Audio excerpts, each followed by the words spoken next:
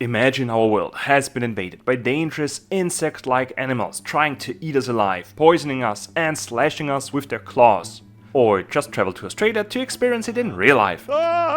Time Tracker is an early access bullet hell roguelite which sees us travel back in time to save the destroyed timeline of pixelated creatures. Armed with weapons, drones, a special ability and constant progression, we take down countless enemies while stabilizing the world on our way to the last stand of the opposing forces. After countless of waves and being visually overwhelmed like a cat chasing a laser, I can tell you if Time Tracker is a real fun or a refund.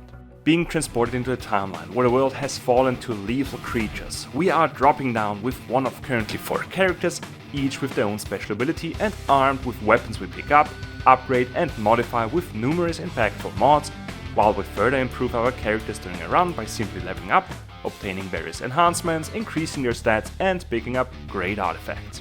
Moving around on the timeline map, we take down enemies, unfolding more grids to move to where we can encounter items, boss fights and general combat situations requiring us to achieve specific goals to further stabilize the timeline. These combat encounters see us drop down on a squared map where we move between the enemies, automatically shooting them while we can choose between manual or automatic aim of our held weapons.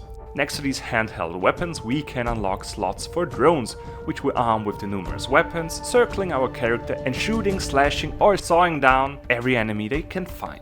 With every character having their own ability, we can further utilize those in different situations.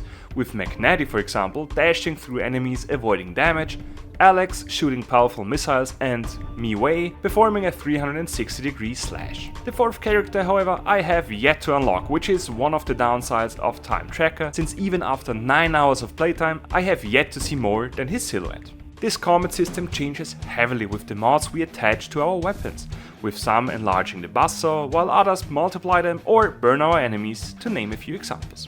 With 4 mods attachable to each weapon and 6 weapons we can unlock in our arsenal, Time Tracker lets us freely choose our combat style.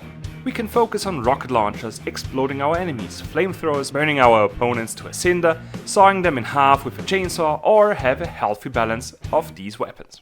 Every finished fight, regardless of a successful or failed outcome, lets us move further on the timeline, keeping the progress we gained and constantly upgrade our character with the gathered crystals. This currency lets us unlock more modding slots for our weapons or increase our character stats overall, while the weapons and mods can be leveled up as well.